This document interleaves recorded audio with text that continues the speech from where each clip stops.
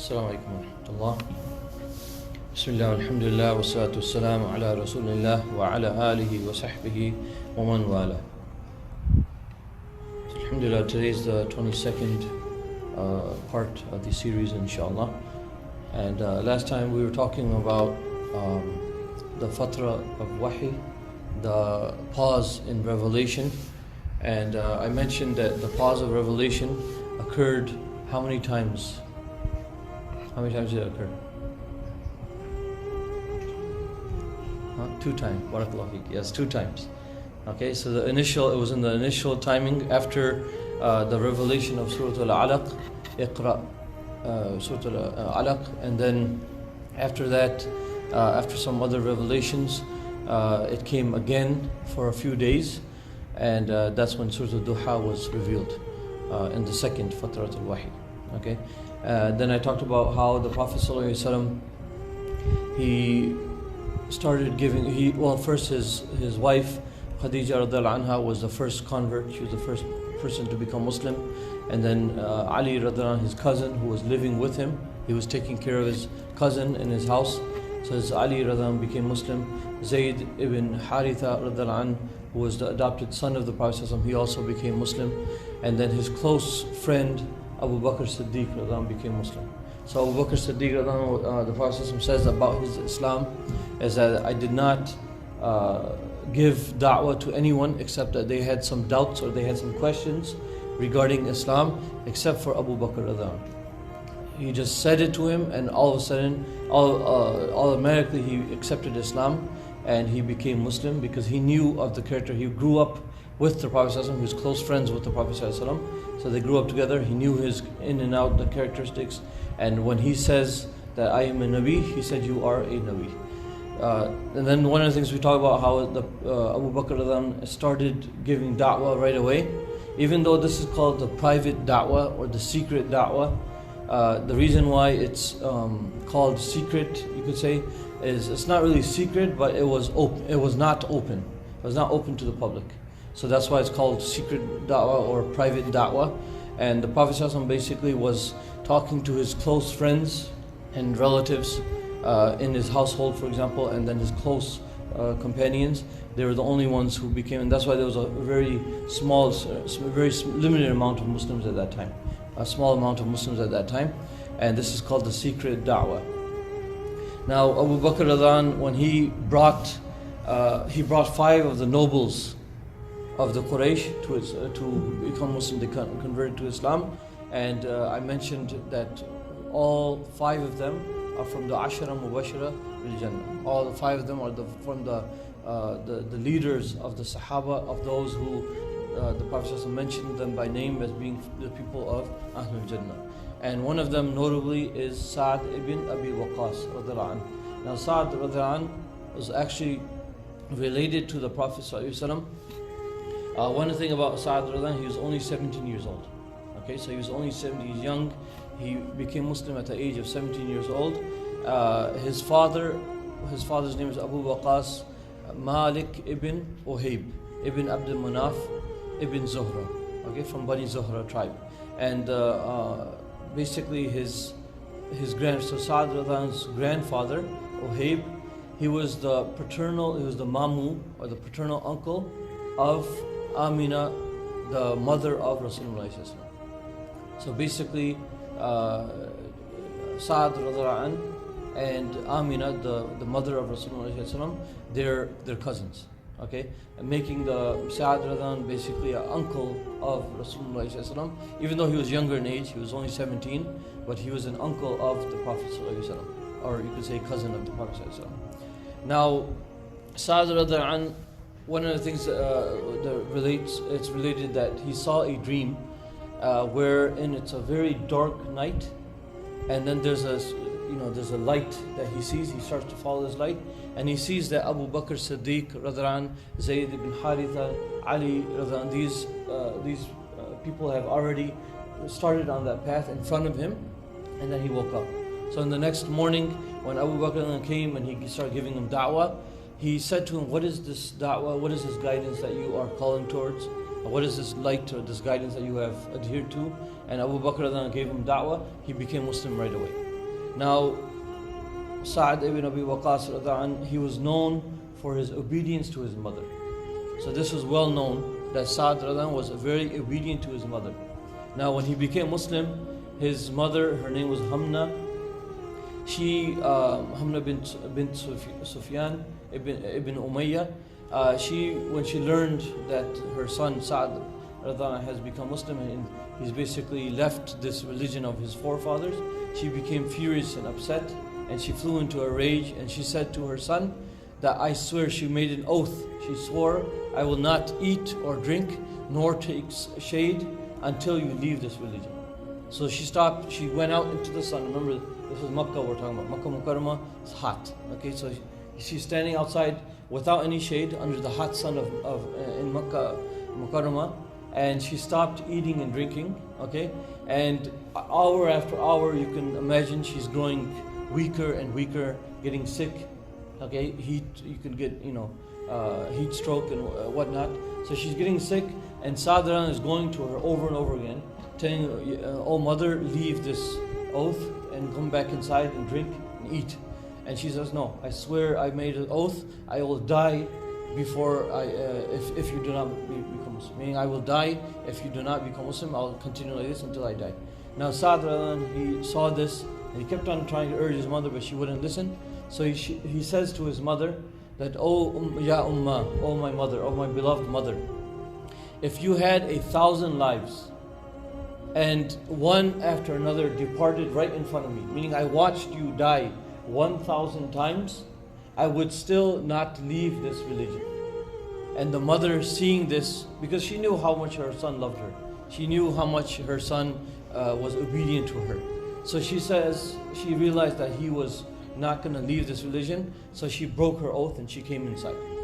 Now that's the story of Sa'd ibn Abi Waqqas and the 17-year-old, and you can just imagine that this Islam, this nur of Islam, the hidayat of Islam, entering into these young men and women, and right away they're becoming strong, full of iman. Allah subhanahu wa ta'ala is guiding them to the truth, and they're not leaving the truth no matter what.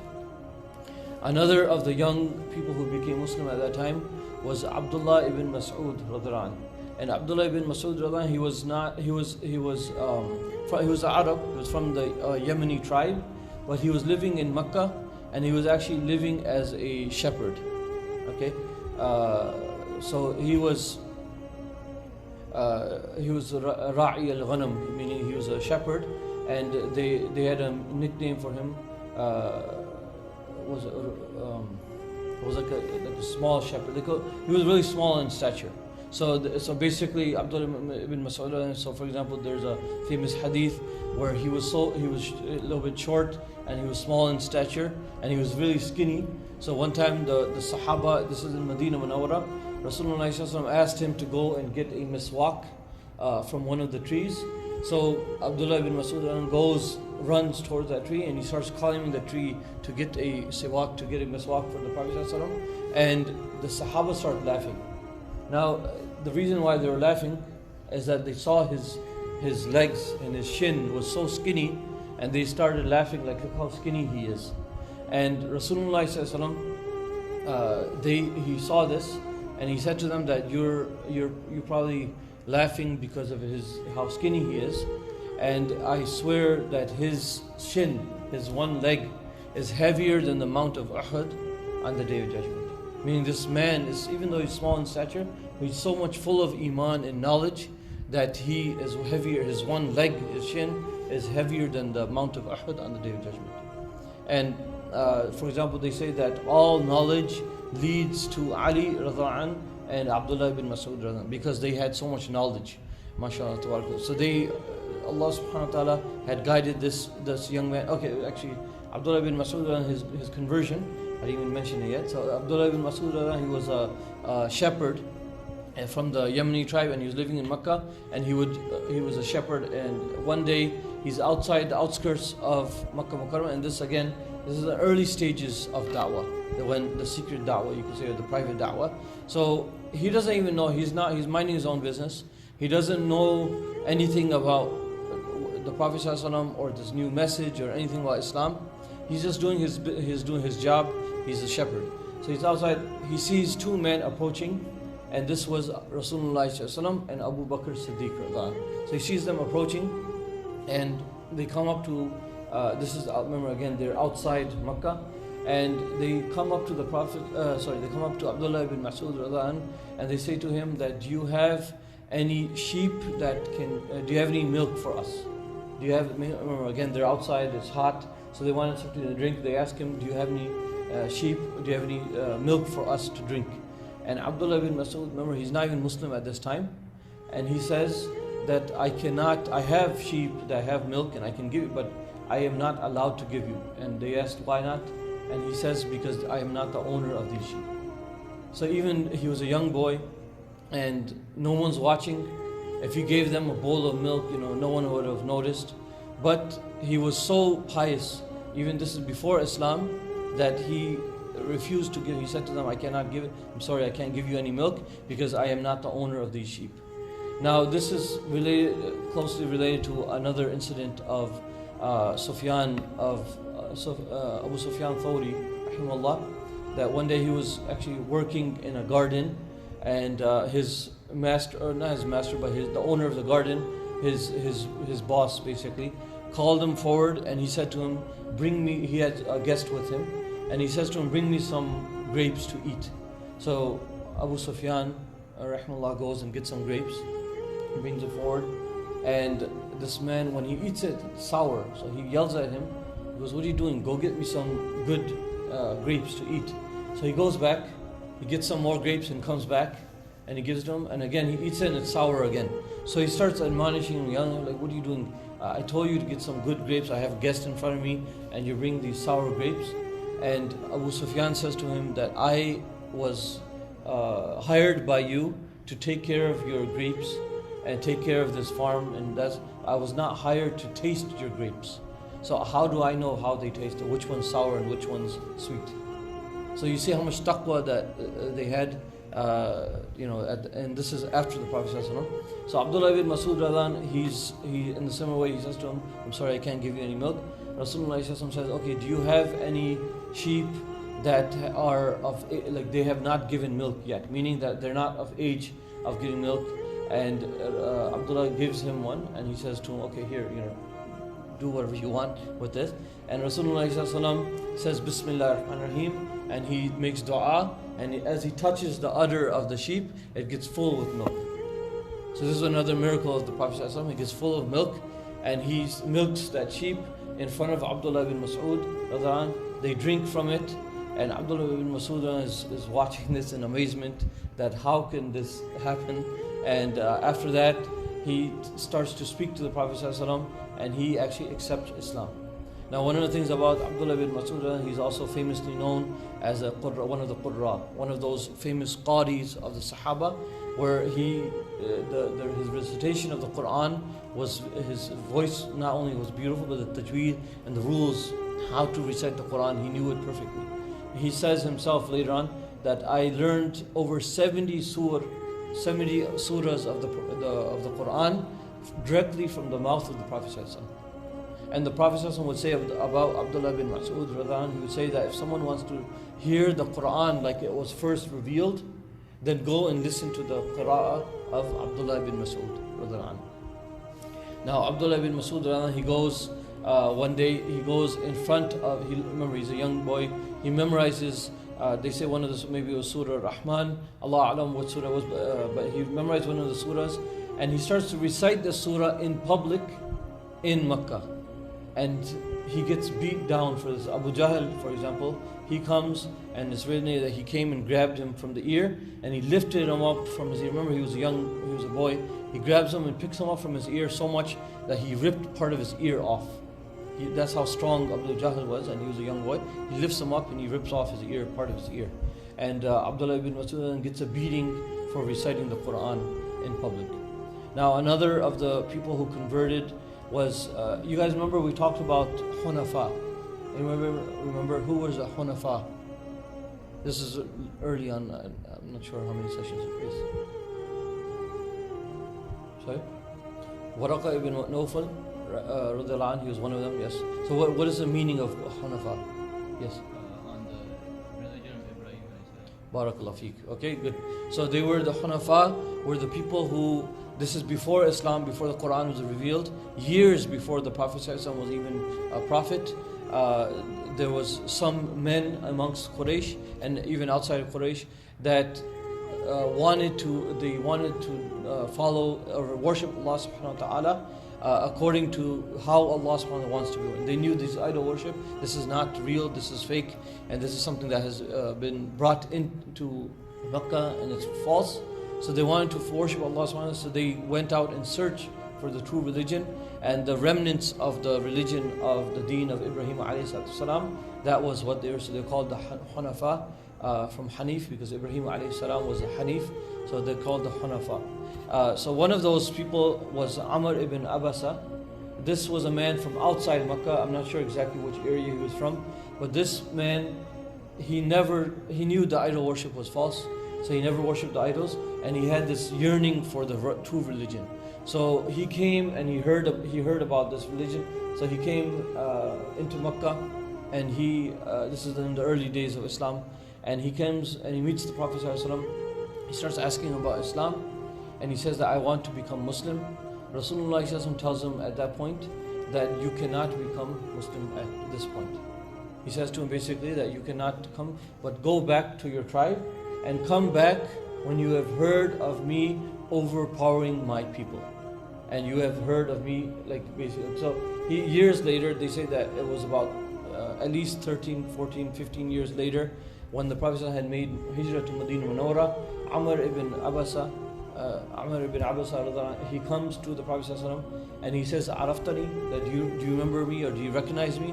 And the Prophet says, yes, I remember you, but I think he didn't remember the name. But he says, I remember you, and you were the one who came to me when I first was commissioned as a prophet. And Amr ibn Abasa then becomes Muslim and he stays in Medina. So you see how the people, they had this longing for the religion, for the true religion, after years of idol worship and stuff had infiltrated and come and made a mess in Makkah Mukarramah and in the surrounding areas. People wanted the truth and they were thirsty for the truth, and that's why Allah subhanahu wa ta'ala sent the Prophet ﷺ and Islam at this time. Another man from the people of the Hunafa is Abu Dhar al-Ghifari radhiyallahu anh. And Abu Dhar al-Ghifari, his name was Jundub ibn Junada radhiyallahu anh. And I'm not going to go into detail. His story is very detailed. There's a long story about his Islam, his conversion, and his life is amazing. There's a lot of things that we can learn from his life. I actually have like a shortened, like a 3-4 hour lecture that I have prepared on his life. It's a detailed one, so we can do that some other time. But Junub in Junada, this man lived. He was from Banu Ghifar, which is one of the tribes outside of Makkah Mukarramah. Basically they were desert dwellers, and they were known for highway robbery. So they were known for stealing from the caravans and hijacking caravans and attacking them and stealing from them. So this man, he was in his tribe. He was actually one of the leaders of his tribe, and he was one of those Hunafa. In his heart, he felt that idol worship is not correct, that this is false, and he wants to learn the true religion and follow the true religion. And that led him, that when he heard about the Prophet ﷺ and that this new religion that has came into, remember again, it was a secret da'wah, it was a private da'wah, as in it was only to a limited number of people, but the people knew about this. The people knew the Prophet ﷺ is giving da'wah, and he's calling people to this new religion. But at that point, when they met in Dar al-Nadwa and they talked, I'm sure they discussed this many times, that what are we going to do about this new religion, and Muhammad ﷺ is doing this. But they dismissed it as this is something small. He's only just talking. He only has a few followers, and there's nothing to worry about. And Abu Dhar al-Ghifari, he comes into Makkah, and again, over the time when the Muslims started growing in number, and this da'wah, the people started learning about it. They didn't do anything physically to the Muslims in the beginning, but they dismissed it as something small, but they did not allow anybody in public. So for example, like I said, Abdullah ibn Mas'ud, when he started reciting the Quran in public, he got beaten. So there was an atmosphere of this a need to make it secret, to not go out in public and give da'wah in public. So Jundub Abu Dharr Ghifari, he actually sends his brother in to Makkah first to find out what's his new religion. His brother comes back, he doesn't have enough information, or it doesn't satisfy what he wanted. So he himself goes into Makkah, and again, like there's it's a detailed story, but one of them, for example, is that he stays next to the Kaaba because it's atmosphere of secret da'wah. He stays next to the Kaaba for about 40 days, surviving on Zamzam alone. And he says that he started getting fat because of the Zamzam. So this is one of the things about the miracle of Zamzam and the pureness of Zamzam. But he does that, and eventually he goes and meets the Prophet ﷺ. He becomes Muslim, and he tells the Prophet ﷺ, for example, before he even became Muslim, the Prophet ﷺ actually asked him that, where are you from? He says, I'm so-and-so from Bani Ghifar.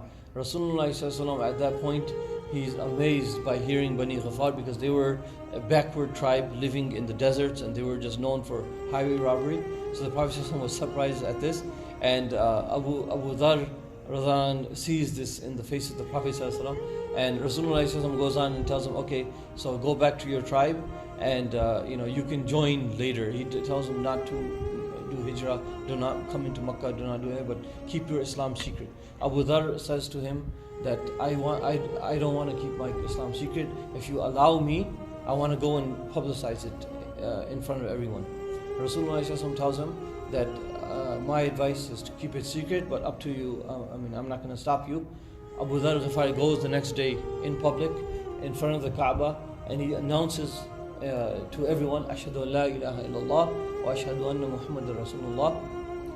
All of a sudden, everyone from all directions, people pounce on him, and they start beating him. And they beat him so much, he's on the ground, he's bloody up. And Abbas, the uncle of the Prophet, who was not Muslim at that time, Abbas, he sees Abu Dharr and he recognizes him, and he comes and he jumps on top of him and he takes some of the blows to protect this man from being beaten. And he yells out to his people, he said, stop, are you guys crazy? Do you know who this man is? He's one of the leaders of Bani Ghifar.